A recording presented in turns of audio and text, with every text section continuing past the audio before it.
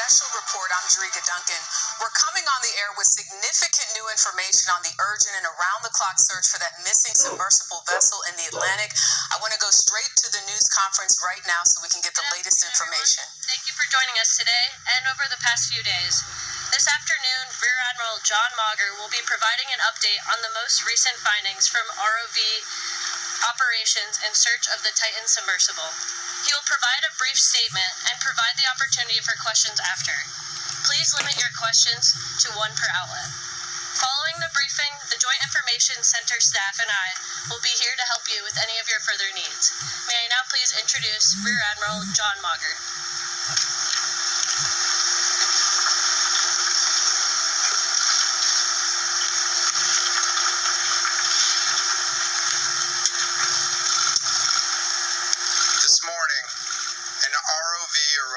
Operated vehicle from the vessel Horizon Arctic discovered the tail cone of the Titan submersible approximately 1,600 feet from the bow of the Titanic on the seafloor. The ROV subsequently found additional debris.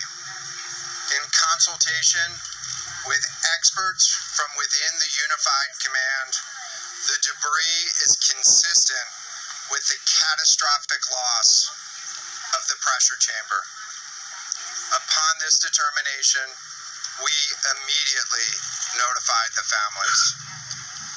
On behalf of the United States Coast Guard and the entire Unified Command, I offer my deepest condolences to the families. I can only imagine what this has been like for them, and I hope that this discovery provides some solace during this difficult time.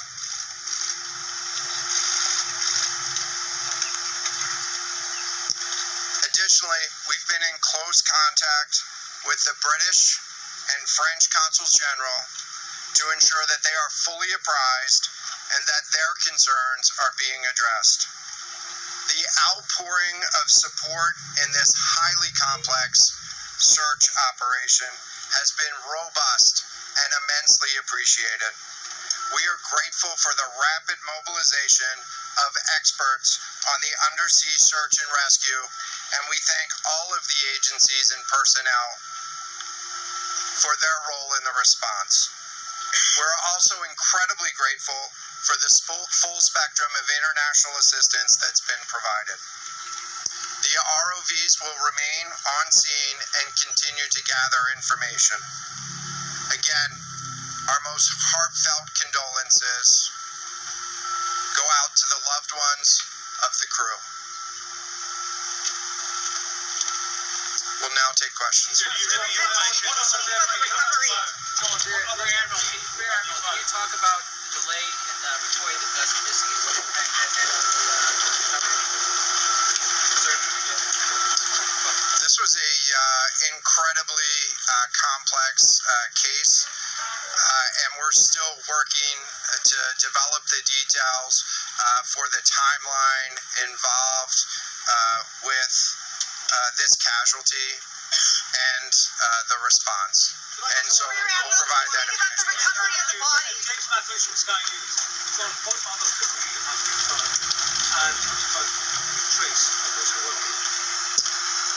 So this is an incredibly complex operating environment on the seafloor, over 2 miles beneath the surface. And so the remote operating vehicle has been searching, and it is highly capable. And we've been able to classify parts of the pressure chamber for the Titan submersible. Let me refer to one of my undersea experts here, Mr. Paul Hankin, to talk about the nature of some of the debris.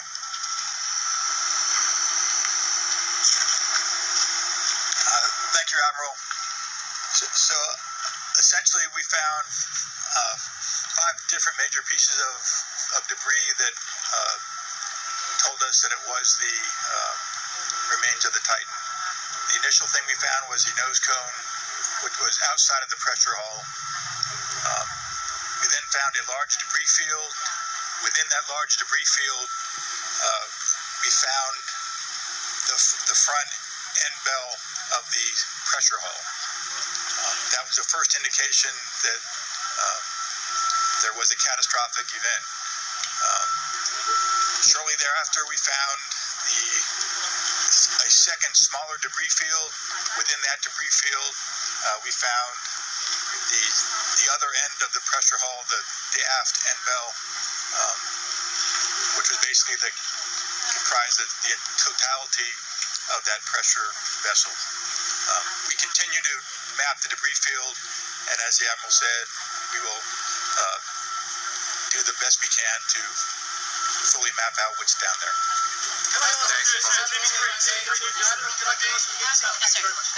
It's a very difficult question to ask, and important one for the families, of course. What are the prospects of recovery of the bodies of the missing people?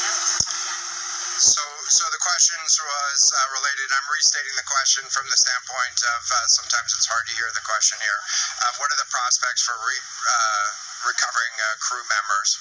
And so this is a incredibly unforgiving environment down there on the seafloor, and the debris is consistent with a catastrophic implosion of the vessel.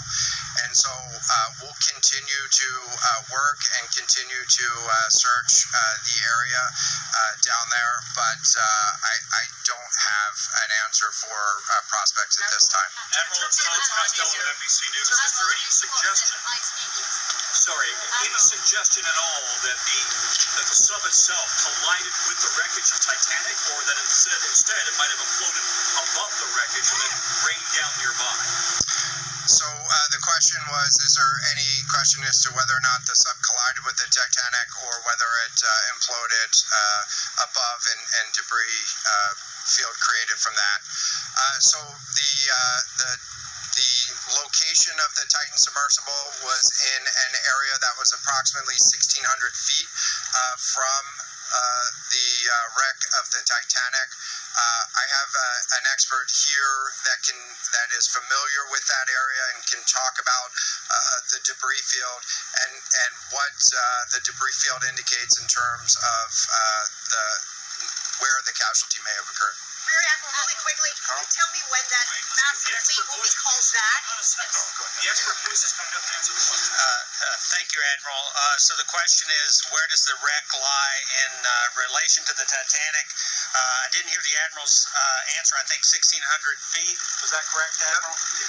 So that's off the bow of Titanic. It's in an area where there is not any debris of Titanic. It is a smooth bottom. To my knowledge and anything I've seen, there's no Titanic wreckage in that area. And again, 200 plus meters from the bow, and consistent with the location of last communication for an implosion in the water column. And the size of the debris field is consistent with that implosion in the water column. What would cause the implosion? In terms of the timing here, you say that this was a catastrophic implosion. And I know it's early on, but is it your estimation that this happened right at the moment when they lost contact, an hour and 45 minutes after the descent? So the question was about the timing of the catastrophic implosion. Right now, it is too early to tell with that. We know that as we've been prosecuting this search over the course of the last 72 hours and beyond, that we've had sonar buoys in the water nearly continuously and have not detected any catastrophic events when those sonar buoys have been in the water. So. Can you describe what happens from here, sir, in the next days and weeks in terms of finding any more debris? What happens from here? So we will. The question was, what happens from here? What's the next phase? And so right now, again, our thoughts are with the families and making sure that they have an understanding as best as we can provide of what happened and begin to find some closure. In terms of the large process, we're going to continue to investigate the site of the debris field. And then I know that there's also a lot of questions about how, why, and when did this happen. And so, those are questions that we will collect as much information as we can on now. While the governments are meeting and discussing, what an investigation of this nature of a casualty might look like. This is something that happened. I'll just remind everybody. This is something that happened in a remote portion of the ocean with people from several different countries around the world. And so it is a complex case to work through, but I'm confident that those questions will begin to get answered. Is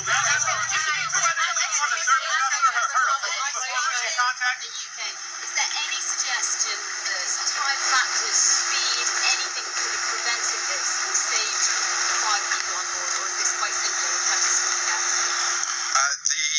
The question was there any suggestion that time factors may have played a role or consideration in the casualty here? And so the debris field is consistent with a catastrophic implosion of the vessel.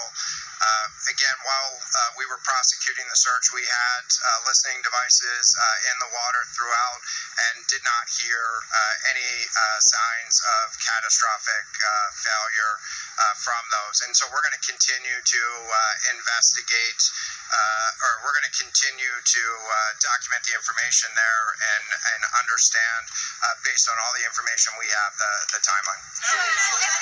And you were listening to a news conference there with Rear Admiral John Mager with the U.S. Coast Guard, confirming that those 5 people on that submersible have perished, saying that it was, quote, a catastrophic implosion. Also mentioning that the why, how, when did all of this happen is still unclear, but wanted to make sure the families of those 5 people you see on your screen right there were notified before they held this news conference. I want to go to Roxana Saberi, who is in Boston, has been there for several days covering this. A lot of people hoping for a miracle, but obviously as the hours went on, knowing about the supply of oxygen that they had and the fact that this was not a submersible that had been approved or certified by any regulatory body, many people had feared the worst. Roxana? Yeah, Jerika, as you mentioned, we just heard from the Coast Guard here in Boston. The Coast Guard has been overseeing and leading the search efforts, and Rear Admiral Mager did say that a remote-operated vehicle that was deployed by the Canadian commercial vessel Horizon Arctic had found some debris about 1,600 feet from the bow of the Titanic on the sea floor, and he confirmed that this was consistent with the loss of the pressure chamber. He said it shows a catastrophic implosion of the Titan submersible that has been missing since Sunday morning. As you said, people have been holding on to hope that perhaps the 5 passengers on board were still alive. We had heard reports of banging noises that were emitted every 30 minutes on Tuesday and Wednesday, but we had not heard any updates on that since Wednesday. So people were hoping that perhaps the passengers had survived, but now we are hearing that there were 5 pieces of debris that were found, and they were all belonging, they said, to the Titan submersible. So they are still investigating, trying to determine the timeline and what exactly happened. But again, they said everything points to a catastrophic implosion of the vessel. Jerika? That's right. And those remote-operated vehicles will remain on scene. I want to turn now to CBS News Sunday morning correspondent David Pogue. He joins us now. David, you went on board the Titan last year for a story about the sub and interviewed the CEO of OceanGate. Can you tell us your reaction to all of this? I mean, you were on this. I know you didn't get that far into it, but what an experience and a tragic ending. It's a complicated brew of emotions. I haven't completely processed